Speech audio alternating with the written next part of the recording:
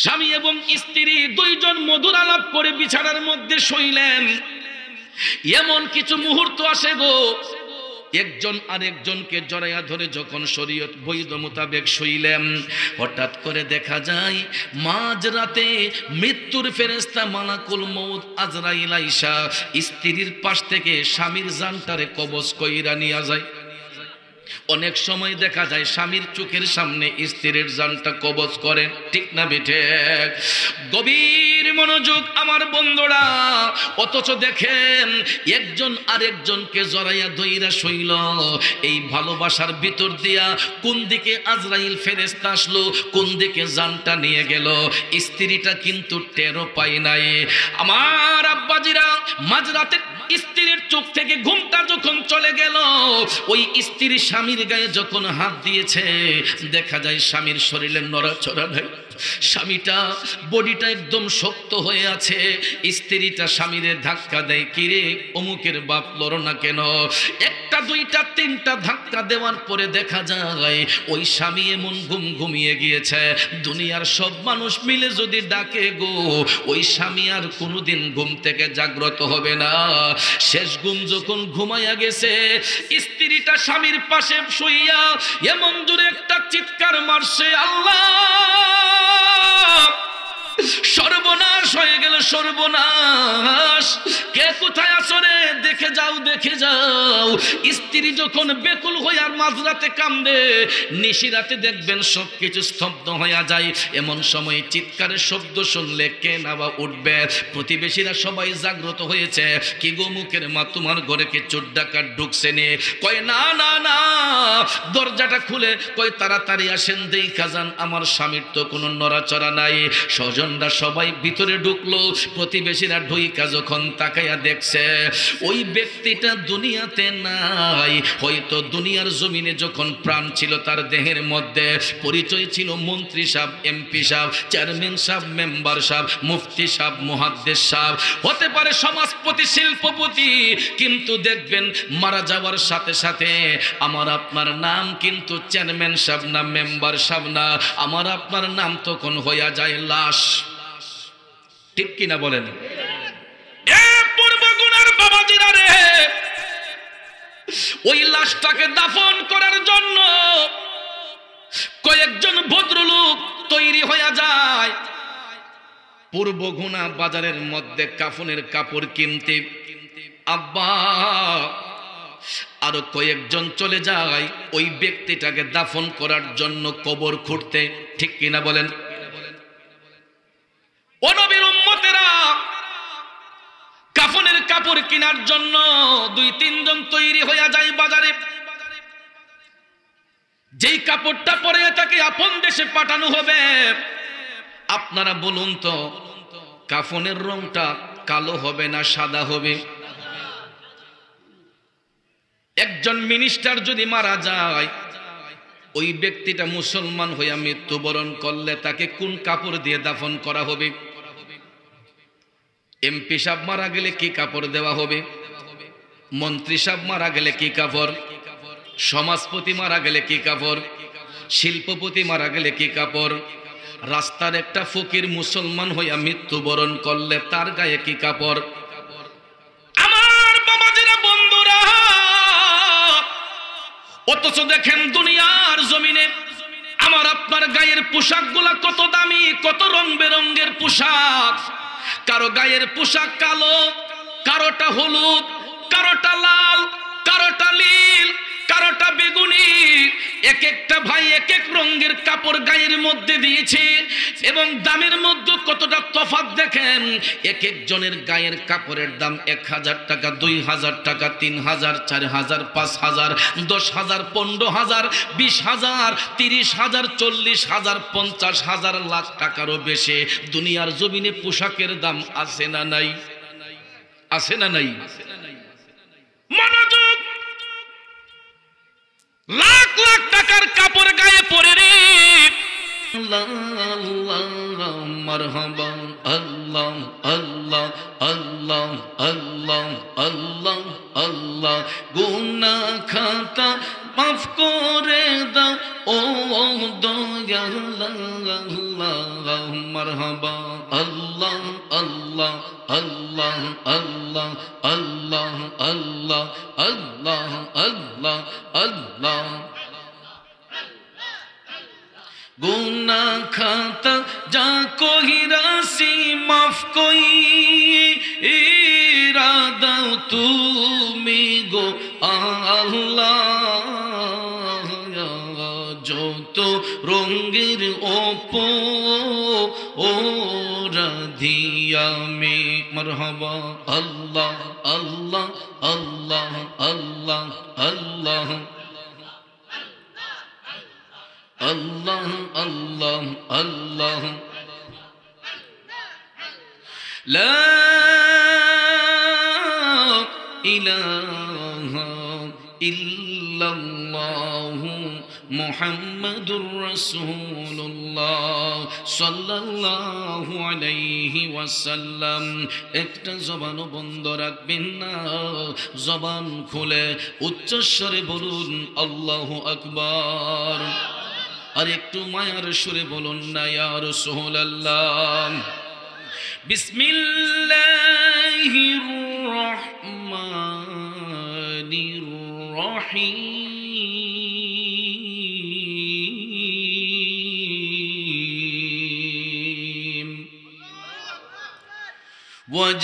وجاءت سكرة الموت بالحق ذلك ما كنت منه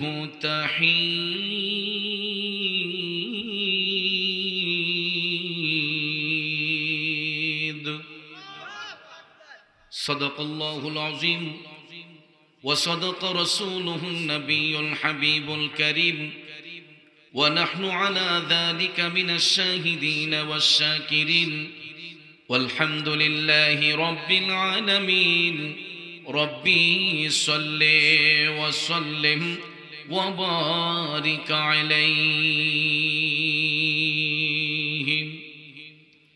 কবরের আযাব কত কঠিন সইতে আমি পারিব না, মৃত্যু যন্ত্রণা কত কঠিন সইতে আমি পারিব না।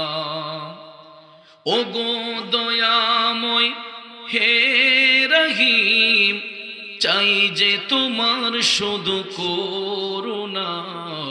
কবরের আযাব কত কঠিন সইতে আমি পারিব না। একটু আওয়াজ করে বলতে হবে আমাদের মালিককে। হায়াতের মালিক, মৌতের মালিক, ইজ্জতের মালিক, সম্মানের মালিক, ইজ্জত কেড়ে নেওয়ার মালিক, ইজ্জত দেওয়ার মালিক, সব কিছুর মালিক আল্লাহ। তিনি ইচ্ছে করলে পাহাড়কে সমুদ্র বানান, সমুদ্রকে পাহাড় বানান। তিনি ইচ্ছে করলে জীবন দিতে পারেন, ইচ্ছে করলে জীবনটা কেড়ে নিতে পারেন। ঠিক কিনা বলেন? পৃথিবীতে বড় বড় বিজ্ঞানী আছে, বিজ্ঞানীদের দ্বারা আকাশপথে উড়োজাহাজ উড়ানো সম্ভব হয়। বিজ্ঞানীদের দ্বারা লঞ্চ, স্টিমার, জাহাজ বানিয়ে নদীপথে, সমুদ্র পথে দৌড়ানো সম্ভব হয়। ঠিক কিনা বলেন? নদীপথেরটা তো দেখেছেন, সমুদ্র পথে যে জাহাজগুলো দৌড়ে, এক একটা জাহাজ এক একটা গ্রামের সমান হয়। এক একটা গ্রাম যতটুক বড়, এক একটা জাহাজ সমুদ্র পথে এতটুক জায়গা নিয়ে সমুদ্র পথে ভ্রমণ করে। এগুলো মানব কারিগর দ্বারা তৈরি। ঠিক কিনা বলেন? এগুলার আবিষ্কারক একটা মানুষ।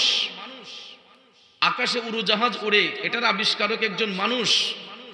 রকেট আকাশ পথে উঠতেছে, এটার আবিষ্কারক একটা মানুষ। যারা বিজ্ঞান রিসার্চ করে বৈজ্ঞানিক যন্ত্রপাতি আবিষ্কার করেছেন। পৃথিবীর বড় বড় বিজ্ঞানী রকেট, উড়োজাহাজ, জাহাজ বানাতে পারেন। এক একটা রেলগাড়ির ইঞ্জিন দিয়ে 10টা 15টা বগি টাইনা নেওয়া সম্ভব হয়, এরকম বিজ্ঞানীও পৃথিবীতে আছে, আছে না?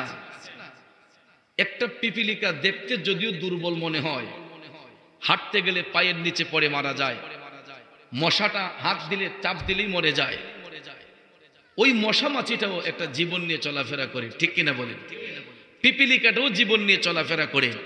পৃথিবীর বিজ্ঞানীরা উড়োজাহাজ, রকেট, জাহাজ, স্টিমার বানাতে পারে। আজও পর্যন্ত পৃথিবীতে এমন কোন বিজ্ঞানীর কি জন্ম হয়েছে একটা পিপিলিকা বানাইয়া পিপিলিকার মধ্যে জীবন দিতে পারবে? এই বিজ্ঞানী আছে? আমার বাবাজিরা, বন্ধুরা, এই সাধ্য পৃথিবীর কারো নাই, একমাত্র মহান আল্লাহ রাব্বুল আলামিন ছাড়া পৃথিবীর কেউ জীবন নিতেও পারে না, জীবন দিতেও পারে না। কথা বলেন ঠিক না বেঠিক? বাবাজিরা আমার, বন্ধুরা আমার, কথাগুলো মনোযোগ দিয়ে বোঝার চেষ্টা করবেন। অল্প দিনের জিন্দেগি পাই আমরা মনে করি এই দুনিয়াটাই মনে আমাদের আসল দুনিয়া। এ বন্ধুরা, বাবাজিরা, এই দুনিয়াটা আমার আপনার জন্য চিরস্থায়ী নয়। 60, 70, 80, 100, 150 এর চাইতে বেশি নয়। মৃত্যুর বিছানায় আমাকে আপনাকে সবাইকেই শুইতে হবে। কথা বলেন ঠিক কিনা? এই জন্য বলা হয়েছে কুল্লু নাফসিন যায়িকাতুল মাউত, প্রত্যেক আত্মাকেই মৃত্যুর স্বাদ গ্রহণ করতে হবে। অর্থাৎ যে জাতির জন্ম হয় ওই জাতির মৃত্যু অনিবার্য, ঠিক কিনা বলেন? আমরা ইতিপূর্বে দেখেছি অনেক বড় বড় শক্তিশালী ব্যক্তিগণ দুনিয়ার জমিনে এসেছিলেন, চলাফেরা করেছিলেন, ক্ষমতা দেখিয়েছিলেন। মৃত্যুর স্বাদ গ্রহণ করার সাথে সাথে তাদের সেই ক্ষমতা, তাদের সেই আভিজাত্য ধূলিসাৎ হয়ে গেছে। কথা বলেন ঠিক কিনা? এই জন্য আল্লাহ রাব্বুল আলামিন আহকামুল হাকিমিন মহাগ্রন্থ আল কোরআনুল কারীমের সূরাতুল কাফের 19 নম্বর আয়াতে কারিমার দ্বারা আমাদেরকে আল্লাহ জানিয়ে দিয়েছেন, বিসমিল্লাহির রহমানির রহিম ওয়াজাআত সাকরাতুল মাউতি বিল হক। আল্লাহ বলেন, ও জগৎবাসীরা, অবশ্যই মৃত্যুর যন্ত্রণা তোমাদেরকে পাকড়াও করবে, অবশ্যই তোমাদের নিকট মৃত্যুর যন্ত্রণা আসবে, কারণ এটা থেকে তোমরা অব্যাহতি চেয়েছো। আল্লাহ বলেন, যালিকা মা কুনতা মিনহু তাহির, এটা থেকে বাঁচার জন্য তোমরা সব সময় অব্যাহতি চেয়েছিলে আমি মাওলার দরবারে। অর্থাৎ দেখবেন ওই মৃত্যুর যন্ত্রণা থেকে বাঁচার জন্য আমরা দুনিয়াবাসীরা যেখানে যেই কোনো মাজলিসে আমরা মুনাজাত করি, মসজিদের ইমাম সাহেব হুজুর বলেন, পীর সাহেব হুজুর বলেন, যেই কোনো ব্যক্তি বলেন, যখন দেখবেন আমরা মুনাজাত করি তখন আমরা বলি, আল্লাহ আমাদেরকে ঈমানের সহিত মৃত্যু দান করো, কঠিন আযাবের মধ্যে ফেলে আমাদেরকে মাইরো না। বলি কি বলি না? আব্বাজিরা আমার, এটা আমরা বলি। আর কোরআন শরীফের মাধ্যমে আল্লাহ রাব্বুল আলামিন আমাদেরকে জানিয়ে দিয়েছেন, শিখিয়ে দিয়েছেন যে মৃত্যুর যন্ত্রণা থেকে আমরা কেউ কোনোদিন রেহাই পাবো না। কথা বলেন ঠিক না বেঠিক? একটু দুরূদ শরীফ পড়েন, আল্লাহুম্মা সাল্লি। আপনার মাইকটা তো ডিস্টার্ব করতেছে। প্রথমে যে আওয়াজ ছিল এই আওয়াজ নাই এখন। আল্লাহুম্মা সাল্লি।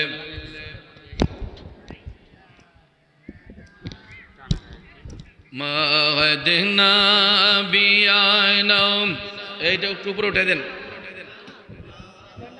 লানা মুহাম্মাদ নাবিয়ানা শাফিয়ানা মাওলানা মুহাম্মাদ আল্লাহুম্মা সাল্লি আলা সাইয়্যিদিনা মুহাম্মাদ নাবিয়ানা মাওলানা মুহাম্মাদ নাবিয়ানা মাওলানা মুহাম্মাদ দিন থাকিতে করো মনে রে পরকালের ভাবনা, খালি খালি হাতে যাবে চলে, সঙ্গে কিছুই যাবে না। আল্লাহুম্মা সাল্লি আলা সাইয়্যিদিনা আদনাবিয়ানা শাফিয়ানা মাওলানা। বাবাজির আমার, বন্ধুরা আমার, গভীর মনোযোগ। মৃত্যুর যন্ত্রণা থেকে আমরা কেউ রেহাই পাবো না। তবে আমার বাবাজিরা, সবার মৃত্যু একই ধরনের হবে না। মুমিনদের মৃত্যু হবে একভাবে, মুনাফিক বেঈমানের মৃত্যু হবে ভিন্নভাবে।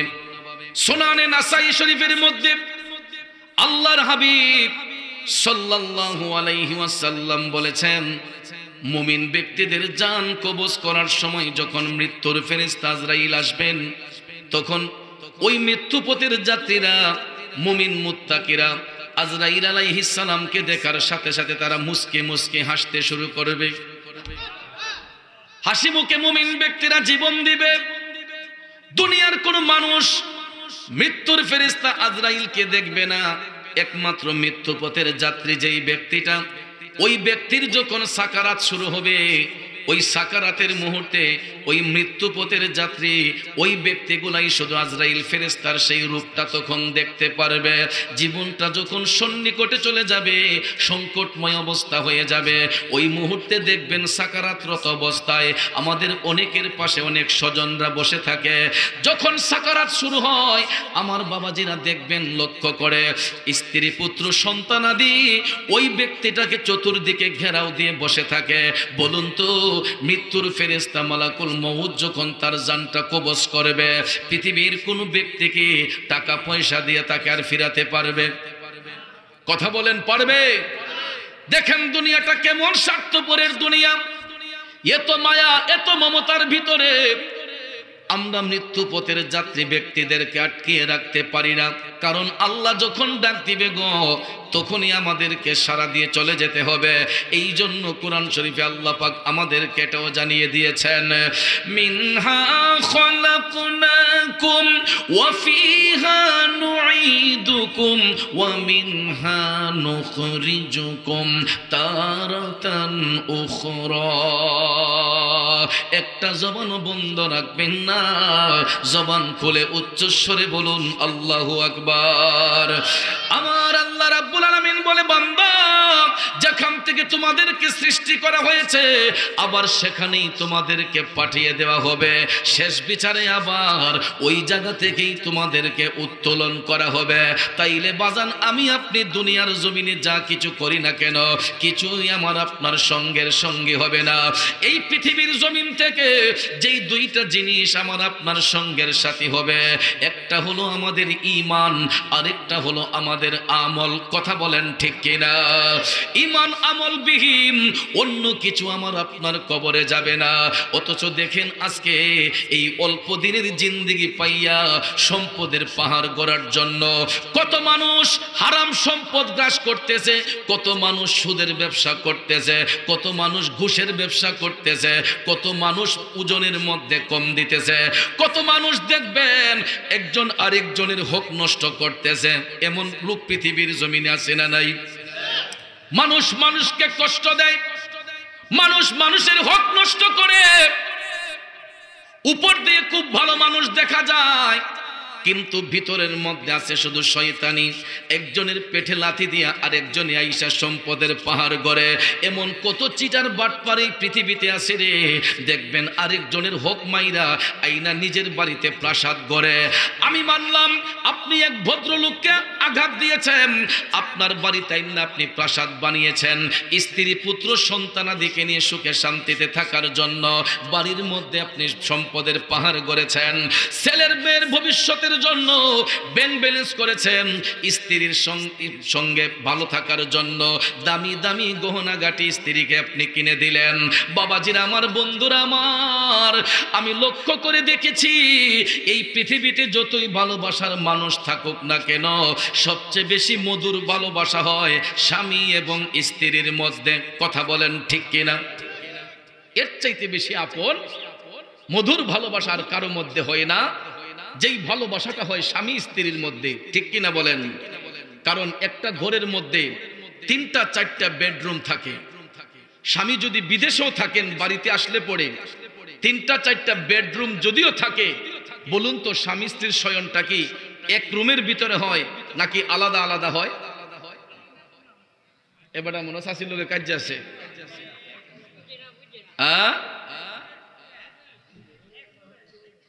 আজকে বাইরে গেলে খবর আছে।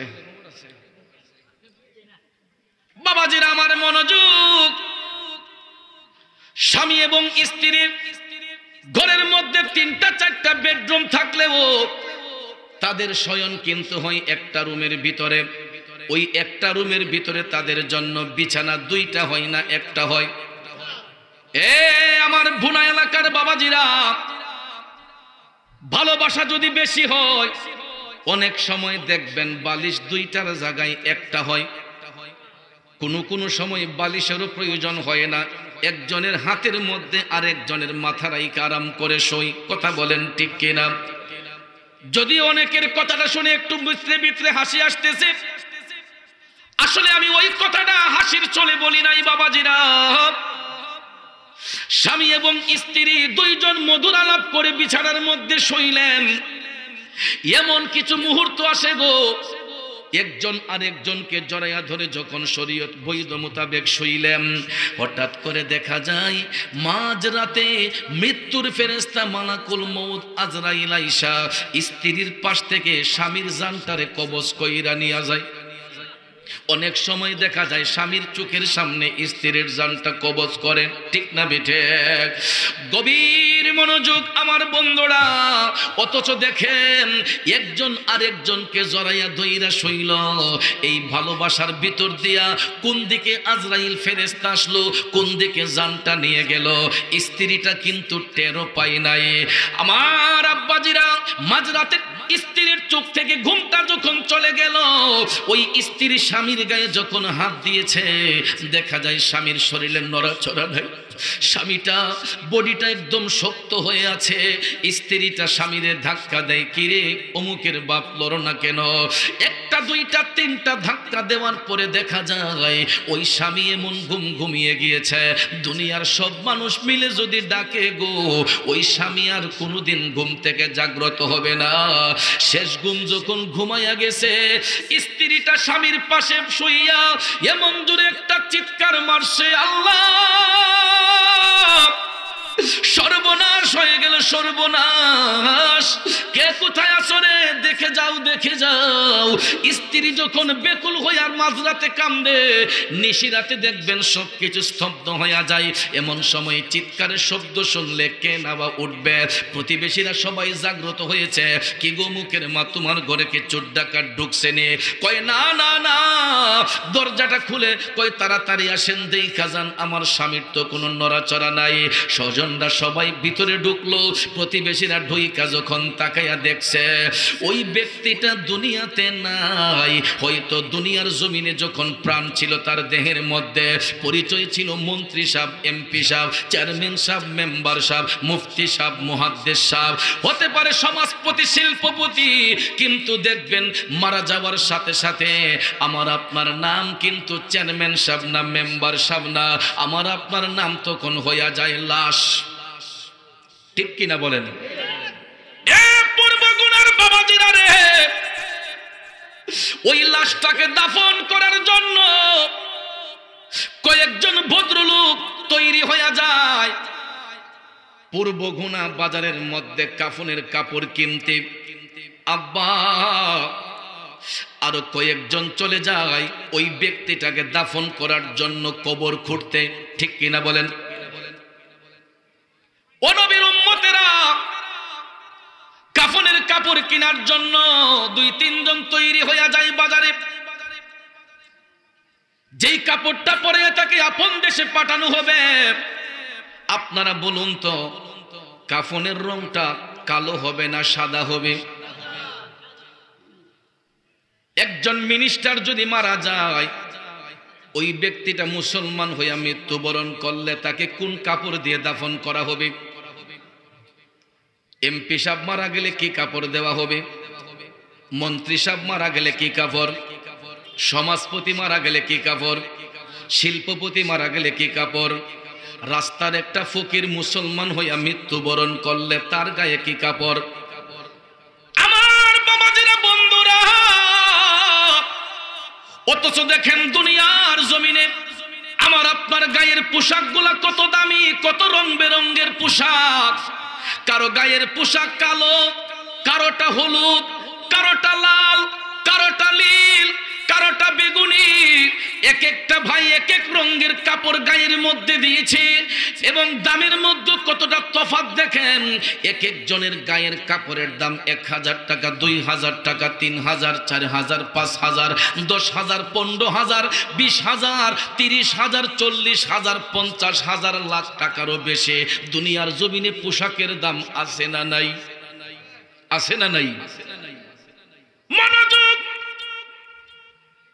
লাখ লাখ টাকার কাপড় গায়ে পরে রে আমার বাবাজিরা, বন্ধুরা, যেই কথাটা আমি আপনাদের সাথে শেয়ার করেছিলাম, একটা ধনী লোক মারা গেলে তার জন্য সাদা রঙের মার্কিন কাপড়। একটা রাস্তার ফকিরও যদি মারা যায়, ওই ব্যক্তিকে দাফন করার সময় তার গায়ে সাদা মার্কিন কাপড়। ঠিক না বেঠে? গভীর মনোযোগ আমার বাবাজিরা, কাপড়টার রং হবে সাদা, দামের মধ্যে এতটা তফাৎ থাকে না। হয়তো কোম্পানির তারতম্য অনুসারে গোছ পিছে কোনোটা 50 টাকা, 100 টাকা বাড়তে পারে, কমতে পারে, কিন্তু আহামরি এমন বেশি কোনো দাম হবে না। কথা বলেন ঠিক কিনা?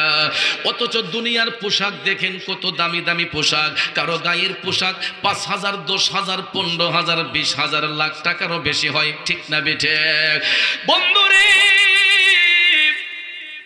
দুনিয়ার জমিনে শিল্পপতিরা, সমাজপতিরা, বড় বড় ধনী ব্যক্তিগণ রাতের বেলা আরাম করে শোইবার জন্য আপনারা দেখবেন সেগুন কাঠ দিয়া, গর্জন কাঠ দিয়া, কত লোহা কাঠ দিয়া দামি দামি ফার্নিচার বানাইয়া ঘরের মধ্যে শয়ন করার জন্য বক্স পালং রেডি করে নিয়ব্বা আরামে ঘুমাইবার জন্য। ঘুমটা যাতে আরাম হয়, দুনিয়ার ঘর বাড়িতে প্রত্যেকটা বেডরুমের মধ্যে দেখবেন লক্ষ্য করে এমন কিছু খাট আমরা বানাই। এক একটা খাটের দাম 1 লক্ষ, 2 লক্ষ, 3 লক্ষ, 10 লাখ টাকা, 20 লাখ টাকাও আছে। আসে না? গরমটা যদি একটু বেশি হয়, সন্তান বাবারে ডাক দিয়ে, আব্বা আমাদের ঘরে এসি লাগাও। রুমের মধ্যে এসি লাগাইয়া দেয় আরামে থাকার জন্য। অনেকে 12 মাস কম্বল দিয়া ঘুমায়, যত গরম হোক রুমের ভিতরে এসি যখন ছাইরা দেয় সারাটা রুম একদম শীতল হয়ে যায়। ঠিক না বিঠি? বাবা সন্তানকে আরামে রাখার জন্য, নিজে আরামে থাকার জন্য রুমে রুমে এসি ফিট করেছেন, দামি দামি বক্স পালং ঘরের মধ্যে বানিয়েছে। ওরে পূর্বগুণের বাবাজিরা, কবর দেশে আমাদেরকে যখন পাঠানো হবে, বলুন তো আজ পর্যন্ত কোন সন্তান, কোন বাবা কি কবর দেশে তাকে শোয়াইবার জন্য কোনো খাট পালং বানাইয়া দিছেনি? আব্বারে, রাস্তার ফকিরটা মারা যাবার পরে যেই শুকনা মাটির উপর বালিশ ছাড়া তারে শোয়ানো হয়, শিল্পপতি, সমাজপতি, মন্ত্রী, মিনিস্টার মারা গেল বালিশবিহীন ওই মাটির উপরে ওই ব্যক্তিটারে শোয়া দেওয়া হয়। ঠিক কিনা বলে? আহামরি কোনো ব্যবধান হয় না। আমি আপনি দুনিয়ার জমিনে হয়তো ব্যবধান করে চলাফেরা করি, কবর দেশ এমন একটা দেশ, ওই জায়গার মধ্যে কোনো রাজা নাই, বাদশা নাই, মন্ত্রী নাই, মিনিস্টার নাই, ধনী নাই, গরিব নাই, সবার জায়গা হবে এক সমানে। কথা বলেন ঠিক কিনা? আব্বাজির আমার, ওই পুরুষ ব্যক্তিটাকে দাফন করার জন্য এই সাদা মার্কিন কাপড় কিনতে যখন পূর্বগুনা বাজারের মধ্যে যাওয়া হয়, আপনারা লক্ষ্য করে দেখবেন 3 টুকরা সাদা মার্কিন কাপড়ের সাথে আরেকটা সাদা রঙের শাড়িও কিনা হয়। হ্যাঁ, কেন সেই সাদা রঙের শাড়িটা কিনা হয়? ও আমার বাবাজিরা রে,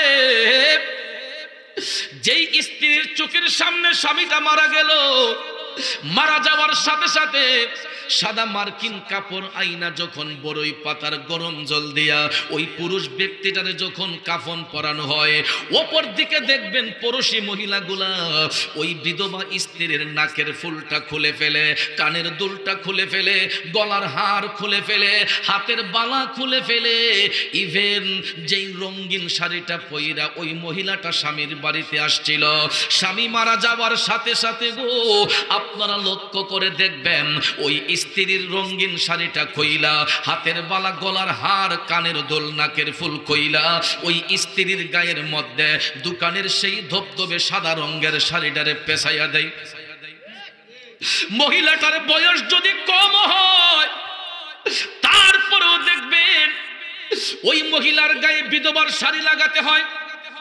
এমন কিছু স্ত্রী আছে স্বামীর সুখে শোকাহত হইয়া যখন চিৎকার মারে, কান্নার শব্দে ওই মহিলাটার হার্ট অ্যাটাক হয়ে যায়, হার্ট স্ট্রোক হয়ে যায়।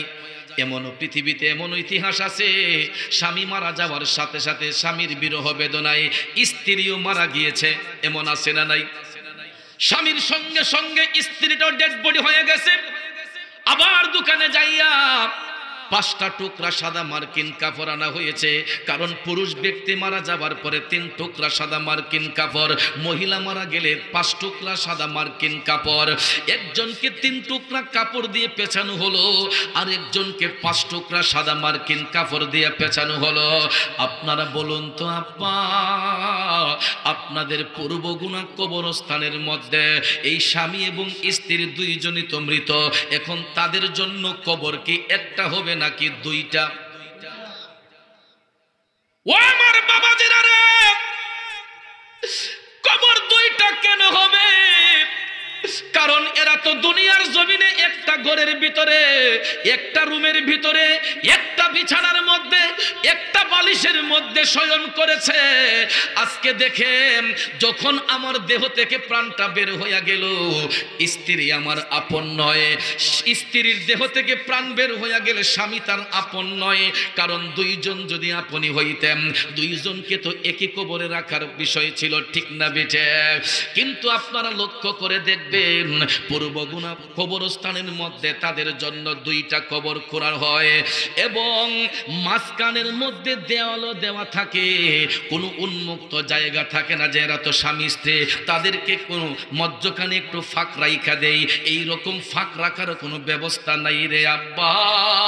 স্বামীর কবরে স্বামী, স্ত্রীর কবরে স্ত্রী, কারো কবরের সঙ্গে কারো কোনো কবরের সম্পর্ক থাকবনি। অথচ দেখেন, আমরা যে ছামিয়ানার নিচে বসলাম, কতগুলা মানুষ একত্রিত হয়ে বসলাম, একজন আরেকজনের পেস কাটিং দেখতেছি, একজন আরেকজনের সঙ্গে মনের কথাগুলা কইলা বলতেছে, হাট বাজারে বৈশাখ কত রঙের আলাপ সালাপ করতেছে।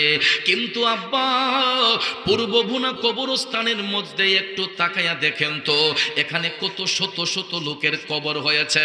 কবরগুলা যদিও পাশাপাশি হয়, আপনারা বলুন কারো কবরের সাথে কারো কবরের কোনো সম্পর্ক আসেনি? কারো কবরের সাথে কারো কবরের কোনো সম্পর্ক নাই। অথচ দেখেন, দুনিয়ার অল্প দিনের মায়ায় পড়ে আমরা একজন আরেকজনকে কত আপন মনে করি, কিন্তু কবরে যাইলে পরে কেউ কারো আপন নয়। বাবার কবরে সন্তান যাবে না, সন্তানের কবরে বাবা যাবে না, স্ত্রীর কবরে স্বামী যাবে না, স্বামীর কবরে স্ত্রী যাবে না। এই জন্য কবি বলেছেন, মনরে মরণ কথা করো স্মরণ, স্ত্রী পুত্র কেউ নয় আপন, ধনরত্ন সবিও কারণ মনরে। ঠিক না বেঠে?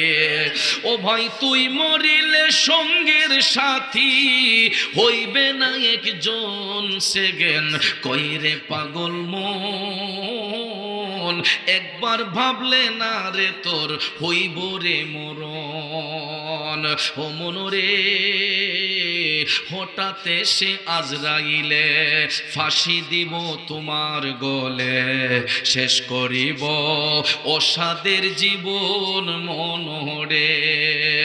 ও ভাই দম থাকিতে আল্লাহ নবীর নাম করো স্মরণ, সেগেন কইরে পাগল মন, একবার ভাবলে না রে তোর হইব রে মরণ। ঠিক কিনা বলেন আব্বাজিরা আমার, ও যুবক বন্ধুরা রে, কেউ কারো আপন হবে না ওই কবর দেশে। তাইলে কেন আমরা হারাম সম্পদ গ্রহণ করতে যাব? কার জন্য হারাম সম্পদ করবেন? আপনি যেই সন্তানের জন্য সম্পদ রেখে যাবেন, ওই সন্তানটা তো আপনার সম্পদ আপনার জন্য ব্যয় করবে না, বরঞ্চ সে তার নিজের চিন্তা করবে। আর আপনি হারাম সম্পদ অর্জন কইরা কবরের মধ্যে যাইয়া আযাব গ্রহণ করবেন। ঠিক কিনা বলেন? এই জন্য কবি বলেছেন, কবরের আযাব কত কঠিন, সইতে আমি পারিব না, মৃত্যু যন্ত্রণা কত কঠিন, সইতে আমি পারিব না। ও গো দয়াময় হে রহিম, চাই যে তোমার শুধু করুণা, কবরের আযাব কত কঠিন, সইতে আমি ইবনা, মৃত্যু যন্ত্রণা কত কঠিন, সইতে আমি পারিব না। ঠিক না বেঠে? জগতের বন্ধুরা রে, ও মুরব্বী বাবাজিরা গো, আমার সম্মানিত মা বোনরা যারা শুনতেছেন, বলতেছিলাম কি, আল্লাহর হাবিব সাল্লাল্লাহু আলাইহি ওয়াসাল্লাম সুনানে নাসাই শরীফের মধ্যে হাদিস খানা উল্লেখ করে বলেছেন, যখন বেঈমান মুনাফিকের কাছে মৃত্যুর ফেরেশতা আসবে, এমন একটা ভয়ঙ্কর সুরতে আসবে, দুনিয়ার কোনো মানুষ না দেখলেও যেই ব্যক্তিটা মৃত্যুর বিছানায় শুইবে, ওই ব্যক্তিটাই আজরাইল ফেরেশতার পায়ের শব্দ শুনবে। এত বিকট শব্দে ফেরেশতা আজরাইল জান কবজ করার জন্য আসবে। ওই বেঈমান মুনাফিকগুলা আজরাইল আলাইহিস সালামের ভয়ঙ্কর সুরতটা দেখার সাথে সাথেই তাদের মধ্যে একটা কম্পন শুরু হয়ে যাবে, আর এরা তখন হাঁপাইতে শুরু করবে। একবার মুখ খুলবে, একবার মুখ বন্ধ করবে, কারণ যেন মনে হয় ওই মুহূর্তে 7 সমুদ্র 13 নদীর পানিটা তার মুখে ঢেলে দিলেও তৃষ্ণাটা যেন নিবারণ হয় না। আপনারা লক্ষ্য করে দেখবেন, এমন কিছু কিছু মানুষের সাকারাত যখন শুরু হয়, সাকারাতরত অবস্থায় আজরাইল আলাইহিস সালাম পায়ের বৃদ্ধাঙ্গুল থেকে টিপতে টিপতে যখন আস্তে আস্তে যখন দেহটারে নিস্তেজ কইরা শ্বাসটা যখন কণ্ঠনালীর মধ্যে চলে আসে, আপনারা দেখবেন পুরাটা শরীর তখন সীসা ডালার মতো হইয়া যায়। ঠিক কিনা? অনেক সময় এই সুরত দেখে ভয়ে আতঙ্কের মধ্যে পড়ে অনেক মৃত্যুপথের যাত্রী দেখবেন পায়খানার রাস্তা দিয়ে পায়খানা বের হইয়া যায়, অনেকের দেখবেন কাপড় চোপড় পেশাব করে ভরাইয়া দেয়। এমন হয় কি হয় না? যারা লাশ দৌত করে তারা বুঝতে পারে, এদের চোখের মধ্যে এটা পড়ে যখন মৃত ব্যক্তিকে গোসল দেওয়া হয়। বাজান রে, এই জন্য ওই মৃত্যুর যন্ত্রণা থেকে বাঁচার জন্য আমাদেরকে নেক আমল করতে হবে, কি হবে না? সাকারাতের অবস্থায় বেঈমান মুনাফিকরা, বেআমলী ব্যক্তিগুলা, এরা এমন একটা আতঙ্কের মধ্যে পড়বে, তখন দেখবেন হাঁপাইতে শুরু করবে। ওই কঠিন মুহূর্তে তাদের কোনো সাহায্যকারী তখন থাকবে না, একমাত্র আমার আল্লাহ, আল্লাহর রসুল ছাড়া। কথা কোন ঠিক না বেঠে? কারণ নবী মা কেমনে থাকবো গো? যদি ওই ব্যক্তি নবীর সঙ্গে প্রেমের কালেকশন ফিট করত, তাইলে হয়তো আমার নবী তাকে রহমতের চাদর দিয়ে ঢেকে রাখতেন। ঠিক না বেঠে? যদি সঠিকভাবে আমল করত, আল্লাহ রাব্বুল আলামিন হয়তো কুদরতের ছায়ায় তাকে আবরণ করে রাখতেন। আর হাদিস শরীফে রাসূল বলেছেন, মুমিন ব্যক্তিদের জান কবজের সময় এতটুক পরিমাণ কষ্ট হবে, একটা পিপিলিকা কামড় দিলে যেরকম কষ্ট অনুভব হয়, মুমিন ব্যক্তিদের জান কবজ করার সময় ঠিক এতটুক ব্যথা অনুভব হবে। এরা হাসতে হাসতে জীবন দিবে। যারা মুমিন মুত্তাকি সালেহীন বান্দা, যারা এরা হাসতে হাসতে জীবন দিবে। লক্ষ্য করে দেখবেন, কিছু কিছু মুমিন মুসলমান মারা গেলে তাদের চেহারার মধ্যে একটা হাসি মাখা মুখ থাকে। আমরা হাট বাজারে বৈশা, দোকানপাটে বৈশা অনেক সময় বলি, অমুক ব্যক্তির মরণটা এত সুন্দর হয়েছে, একদম হাইসা রয়েছে, বলি না যে চেহারাটা নূরান্বিত হয়ে গেছে। বাবাজিরা আমার, মুমিন মুত্তাকি যারা, এরা দুনিয়ার জিন্দেগি বেশি দিন চায় না। মুমিন মুত্তাকি এরা দুনিয়ার জিন্দেগি বেশি দিন চায় না। এরা সব সময় আল্লাহরে ডাক দিয়া কয়, আল্লাহ দুনিয়াতে যদি রাখো আমাদেরকে নেক হায়াত দিয়া রাখো, আর যদি নেক হায়াত না থাকে ঈমানের সহিত আমাদেরকে তাড়াতাড়ি মৃত্যু নসিব করো। এটা মুমিনদের কথা। আর আমরা কিছু মানুষ দুনিয়াটা পাইলে মনে করি পুরাটা দুনিয়াই আমাদের। ঠিক না ঠিক? কিছুদিন আমাদের হাতে সামান্য ক্ষমতা আসলে সাদারে কালো করে ফেলি, কালোকে সাদা করে ফেলি। এমন লোক আছে না নাই? বাজান, আখিরাতের সর্বপ্রথম ঘাটিটাই হলো কবর। আখিরাতের রাস্তা পার হবার সর্বপ্রথম ঘাটিটাই হচ্ছে কবর। ওই কবরের রাস্তাটাকে যদি কেউ পরিষ্কার করে যেতে পারে, রাসূল বলেছেন সে আর কোনো ঘাটে আটকা পড়ে থাকবে না।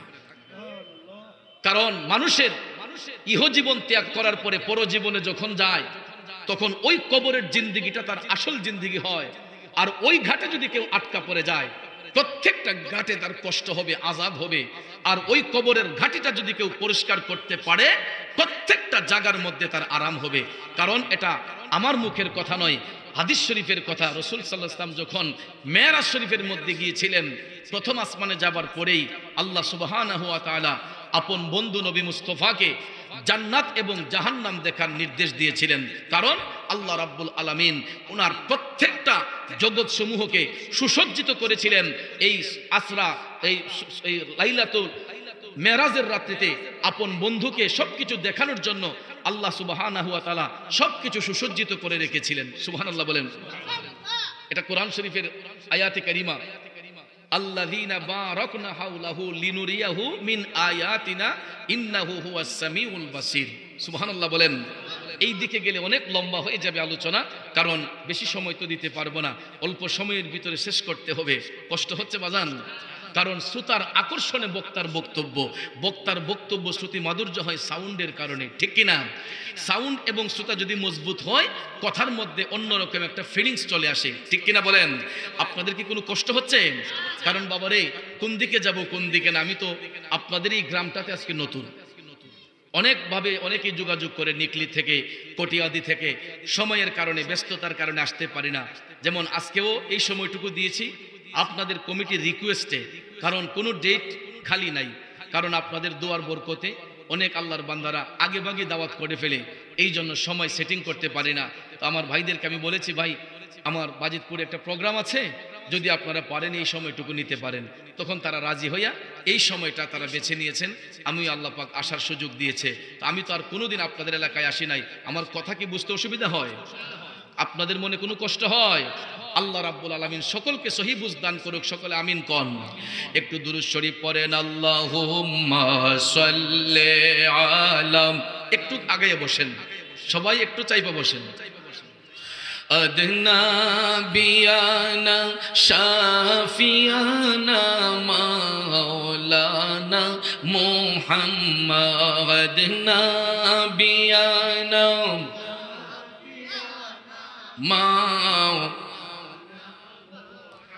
মাওলাদ নাবিয়ানা।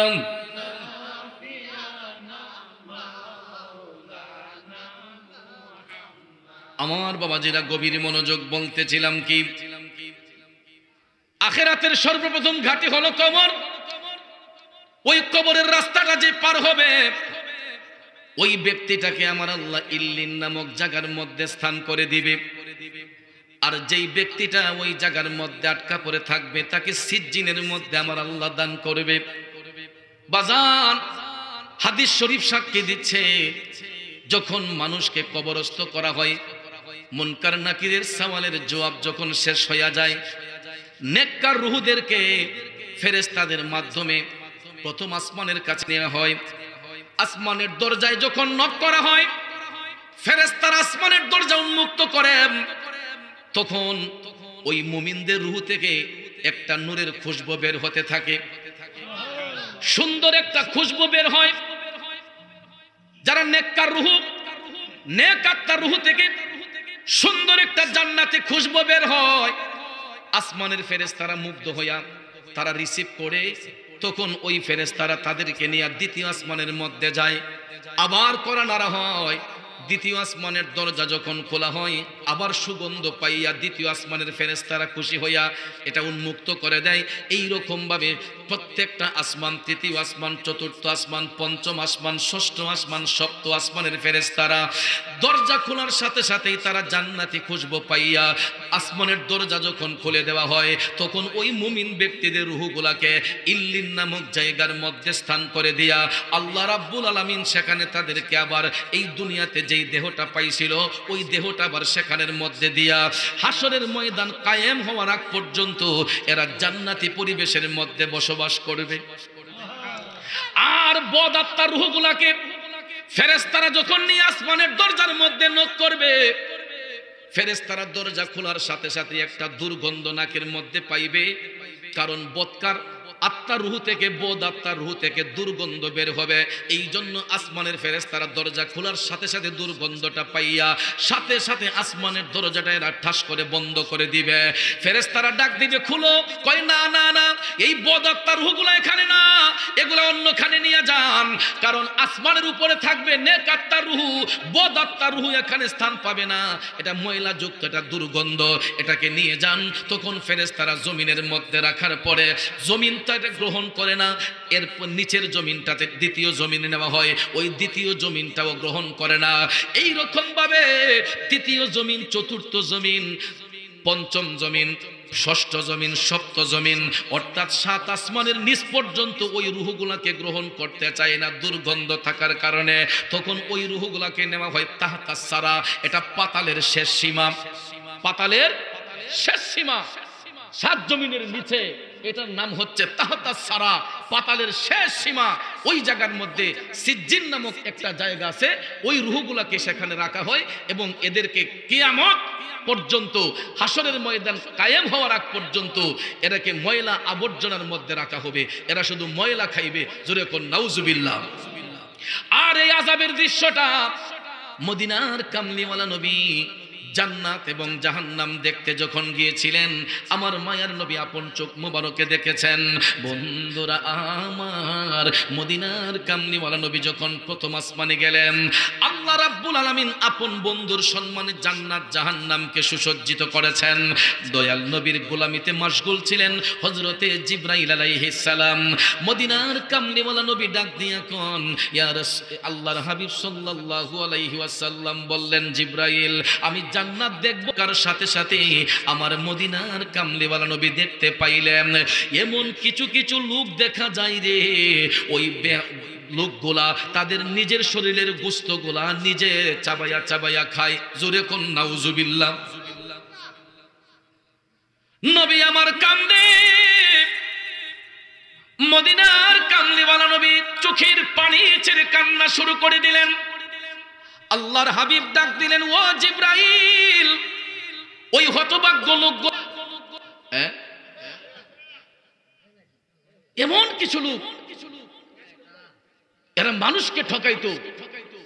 বড় ভাইলা মারা গেছে, বাতিজা দিয়ে এতিম হইছে। বড় ভাই মারা গেছে, বাতিজা দিয়ে এতিম হইছে। বাচ্চাগুলা ছোট। এরপরে দেখা যায় মাইজম কাকা ডাক দিয়া কয়, কই রে বাতিজা, ওই পিছনের যে ওই খেতটা, এটা তোর আব্বা থাকতে গেলাম দিয়ে গেছিল গা, ঠিক না বে ঠিক? দেখিস তোরা কইলে আমি এটা দাবি দুবা করিস না। বাতিজাটি শুধু মাথাল গিয়ে উঠতেছে। যদি চাচারে একটু চাপ দিয়া কয়, চাচা এটা কইলেন কি, আব্বা কোন দিন দিল আমরা দিয়ে শুনলাম না, তখন বাতিজার একটা ধমক মারে, মারেনি? এরপরে 5 জন সর্দার রে কয়, দেখেন বাই মরার লগে লগে আমার বাতিজাটি আমার লগে বেয়াদবি শুরু করছে, ঠিক না বে ঠিক?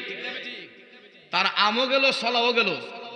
সে ছোট হওয়ার কারণে তার চাচাকে যখন জিজ্ঞেস করছে, চাচা এটা কি বলছেন, দেখা যায় 5 জনের না দরবার কইরা ওই বাতিজা উল্টা আবার মাইজম চাচার ফাও ধরন লাগে। আর আমরা দেশে তো এখন এমন বিচার, সুন্দর বিচার হয়, মাশাআল্লাহ। 500 টাকা পকেটে দিলে কয়, তুই না কো তেল দেখে ঘুমা, আমি দেহাম। আছে না নাই? এই জন্য আমার দাদা হুজুর লিখছিলেন, কিছু কইয়ালাই, ওরে মূর্খের দল বিচারপতি, মন রে না জানে আইনের নীতি, করে কেবল নিজের ক্ষতি, ঘুষ নিষেধ খাই, প্রেমের বাজারে দেখি মানুষ নাহি পাই, ভবের বাজারে মানুষ সীমা শঙ্কা নাই, প্রেমের বাজারে দেখি মানুষ নাহি পাই। ঠিক কিনা? প্রেমের বাজারও মানুষ নাই, ভবের বাজারে গিয়া দেখেন মানুষের অভাব নাই, যে তালে ছেলে ওই তালে মেয়ে। ঠিক না বেঠে? ওইখানের মাঝে কোনো ভূতও নাই। গিয়া দেখেন না, আমি আসার সময় দেখে আসছি, মাথার মধ্যে উড়না নাই, যুবতী মেয়ে এগুলা পর্যন্ত মেলা বান্নিতে আসছে। শুধু আপনাদের এলাকায় নয়, প্রত্যেকটা মাহফিলে আমি লক্ষ্য করে দেখেছি। এটা কি গান বাজনার আসর না ওয়াজ মাহফিল? একটু ভয় থাকা দরকার ছিল যে এখানে কোরআন সুন্নাহর আলোচনা হচ্ছে। আমি কিভাবে মেলায় যাচ্ছি? এরা কারা? এরা তো ইন্ডিয়া থেকে আসে নাই, পাকিস্তান থেকে আসে নাই, এরা রাঙ্গামাটি থেকে আসে নাই, এরা রোহিঙ্গা না, এরা আমার সমাজের, আমার ঘরের কারো মা, কারো বোন, কারো উপযুক্ত স্ত্রী। কথা কোন ঠিক কিনা? দোষ তাদের নয়, দোষ আমাদের। আমরা ডিল দিতে দিতে এমন দেওয়া দিছি, তাদের কাছে আমরা এখন জিম্মি হয়ে গেছি। ঠিক না বেঠিক? এগুলা ছাড়তে হবে। বাঁশের জায়গায় রাখবেন, জিংলার জায়গায় রাখবেন। বাঁশ থেকে যদি জিংলা মোটা করে ফেলেন, তাহলে ওই বাঁশের কোনো মূল্য থাকবে না। কথা বলেন ঠিক কিনা? আমার কথাগুলো অনেকের খারাপ লাগতে পারে। বাবাজিরা, আমার বড় দুঃখ লাগে, কষ্ট লাগে। আমার সমাজের মা, আমার সমাজের বোন, ওয়াজ মাহফিলের মধ্যে এরা কেন মেলায় যাবে? কেন মানুষ তাদের চেহারা দেখবে? এরা তো পর্দা সহকারে একটা জায়গার মধ্যে বৈশা ওয়াজ মাহফিল শুনতে পারে। মাগো মা, আমি আপনার বদনাম করছি না, আমার ছোট বোন, আমি তোমাদের বদনাম করছি না। মারে, একটা নারীর কারণে একটা সমাজ সুন্দর হয়, একটা নারীর কারণে একটা সমাজ ধ্বংস হয়। ঠিক কিনা বলেন? আবার একটু বেশি কইরা কইলে বিচারাইব উল্টা। হ্যাঁ, যাক, এবার দাওয়াত দিও না, খুব চালায়। দাওয়াতের চিন্তা আমি চৌধুরী করি না, দাওয়াতের চিন্তা আমি চৌধুরী করি না। আমি দাওয়াতের পিছনে ঘুরি না, দাওয়াত আমার পিছনে ঘুরে। আর দাওয়াতের চিন্তা যদি করতাম তাহলে বিজনেসে যাইতাম না, আগে ভাগেই ব্যবসা বাণিজ্য তৈরি করে রাখছি। হক কথা বলবো, কারো যদি পছন্দ হয় গ্রহণ করবেন, না হয় আপনি আমাকে ভালো না বাসতে পারেন, কিছু করার নেই। আল হাক্কু মুররুন, সত্য কথা তিতা। ঠিক কিনা বলেন? যুবক ভাইয়ারা, আমার বাবাজিরা, মনোযোগ, মনোযোগ। বাতিজাগুলা এতিম হয়েছে, কেমন করে আমি আমার বাতিজাদেরকে ঠকাই? আমি তো একদিন আমার বড় ভাই যখন আমরা ছোট ছিলাম, এক ডেগের খাবার খাইলাম, একই পরিবারে বড় হইলাম। আজকে সম্পদের লোভে পইরা আপন ভাইটাকে আমি কেমনে কষ্ট দেই, আমার ভাতিজাগুলার আমি কেন কষ্ট দেই? এই বিচার হয়তো দুনিয়ার আদালতে যদি নাও হয়, আল্লাহর আদালত থেকে কেউ কোনোদিন রেহাই পাবে না। আর এইটা দয়াল নবী নিজের চোখে দেখাই দুনিয়াবাসীদেরকে শিক্ষা দিয়েছেন, যাতে করে এখান থেকে আমরা শিক্ষা গ্রহণ কইরা কোনোদিন যাতে কেউ কারো মনে কষ্ট না দেয়। আব্বারে, পৃথিবীর জমিনে এমন কিছু মানুষ আছে, দেখবেন আপনার জায়গাটা আপনার নামে দলিল আছে, কাউলা আছে, সাফ কাউলা আছে, এরপরে দেখবেন লাঠির জোর দেখাইয়া, ক্ষমতার জোর দেখাইয়া দেখবেন অবৈধভাবে জায়গাটাকে দখল করে লাই। কারণ ক্ষমতা তো তার হাতে। আসেনি এমন যুগ? সরকারি জায়গা দখল কইরা দেখা যায় কুড়া উডা মাইরা নিজে রাজত্ব করতেছে। আসেনিও? ওরে সৃষ্টিকর্তার ইশারাতে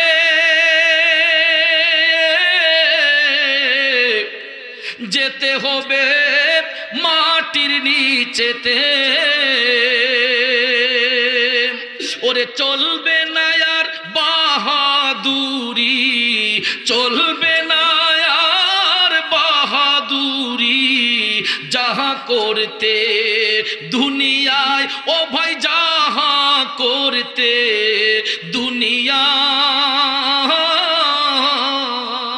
ওরে দম ফুরাইলে রঙের জলসা যাইব শেষ হইয়া। কথা বলেন ঠিক কিনা? ও ভাই 14 পুরুষ যেথায় গেছে 3.5 হাত কবরেতে গো, ওরে যেতে হবে সবই ছাড়ি, যেতে হবে সবই ছাড়ি, দুয়া কলমা পড়িয়া, হাইরে দুয়া কলমা পড়িয়া, ওরে দম ফুরাইলে রঙের জলসা যাইব শেষ হইয়া। একটা জবানও বন্ধ রাখবেন না, আওয়াজ করে বলুন ঠিক কিনা? বাবাজির আমার, বন্ধুরা আমার, শক্তি দেওয়ার মালিক আল্লাহ, শক্তি কাইরা নেওয়ার মালিক আল্লাহ। এই জন্য সূরা আল ইমরানে আল্লাহ রাব্বুল আলামিন আমাদেরকে বলে দিয়েছেন, কুলিল্লাহুম্মা মালিকাল মুলকি তুতিল মুলকা মান তাশাউ ওয়া তানজিউল মুলকা মিম্মান তাশা। কথা বলেন ঠিক কিনা? আল্লাহ কই, হাবিব আপনি জগৎবাসীর বইলা দেন, তারা কেন তো লাফালাফি করতেছে, হাবিব আপনি বইলা দেন সমস্ত রাজ্যের মালিক একমাত্র আমি আল্লাহ। আমি চাইলে রাজ্য দিতে পারি, আমি আল্লাহ চাইলে রাজ্য কেড়ে নিতে পারি। ওয়া তুইজ্জু মান তাশা ওয়া তুযিল্লু মান তাশা বিয়াদিকাল খায়র। আল্লাহ কয়, আমি ইচ্ছে করলে তাকে সম্মান দিতে পারি, যাকে ইচ্ছা অপমান করতে পারি। বলুন এই ক্ষমতা একমাত্র কার? আমার বাবাজিরা, বন্ধুরা, তাইলে আমরা কেন এক ভাই আর এক ভাইয়ের মনে কষ্ট দেব? কেন আমরা একজন আর একজনের হক নষ্ট করব? আজকে আমি একজনের পেটের মধ্যে লাথি দিয়া নিজের সম্পদের পাহাড় গড়তেছে, কিন্তু ওই ভাইটাদের চোখের পানি চাইরা কান্না করতেছে।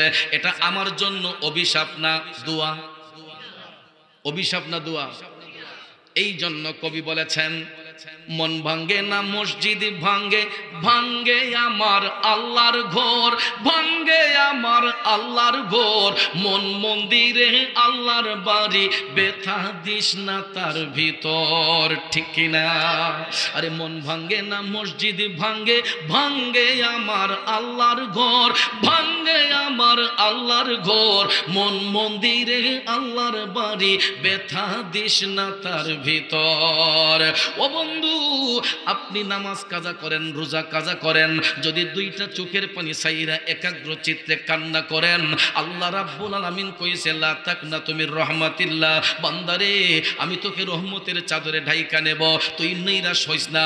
আমরা নামাজ কাজা করলে, রোজা কাজা করলে, তওবা কইরা চোখের পানি ছাড়লে আল্লাহ হয়তো ক্ষমা দিতে পারে, কিন্তু বান্দা যখন বান্দার মনে কষ্ট দেয়, ওই বান্দা যতক্ষণ তারে ক্ষমা না দিব, আমার আল্লাহ তারে ক্ষমা দিব না। হক কোন নাস, মানুষের হক। একজন আরেকজনের মনে আঘাত দিলে ওই ব্যক্তিটা যতক্ষণ ক্ষমা না দিবে, ততক্ষণ পর্যন্ত আল্লাহও ক্ষমা দিবে না। এই জন্য দেখবেন, ফল চাতুরি যতই করি না কেন, মৃত্যুর বিছানায় যখন শুয়ে যাই, জানাজার মাঠে যাওয়ার পরে দেখবেন মৃত ব্যক্তির পক্ষ থেকে তার আওলাদগণ জানাজার অংশগ্রহণকারী মুসল্লিদেরকে বলে যে উনি যদি দুনিয়ার জমিনে চলাফেরার অবস্থায় কারো মনে যদি কোনো কষ্ট দিয়ে থাকেন, আল্লাহর হস্তে ওনারে মাফ কইরা দিয়েন। কইনি আল্লাহর হস্তে ওনারে মাফ কইরা দিয়েন। ভাইয়ার আমার, এই কথাটা বলার কারণ হলো, ওই যে আখিরাতের গাট না হলে পার হতে পারবে না। যদি কোনো মানুষ তার উপর কোনো কষ্ট রেখে থাকে, এটা আখিরাতের গাট পার হওয়া তার জন্য খুব কষ্টসাধ্য হয়ে যাবে। এই জন্য দুনিয়ার জমিন থেকে তাকে আপন দেশে পাঠানোর আগেই মৃত ব্যক্তির পক্ষ থেকে তার আওলাদগণ দেখবেন জানাজার মাঠে গিয়া কান্দা কান্দা যখন আবেগপ্রত হইয়া বলে যে আমার আব্বা যদি কারো মনে কষ্ট দিয়ে থাকেন, আমার কাকা যদি কারো মনে কষ্ট দিয়ে থাকেন, দাদা যদি কেউ কষ্ট দিয়ে থাকেন, আল্লাহর হস্তে খাস নিয়তে দাদারে মাফ করে দিবেন। কোনো ঋণগ্রস্ত থাকলে আমরা এটা পরিশোধ করবো, আর নাইলে আপনার আল্লাহর হস্তে মাফ দিয়েন। এই কথাগুলো বলে না? কারণ আমরা দেশে এমন লোক আছে না নাই?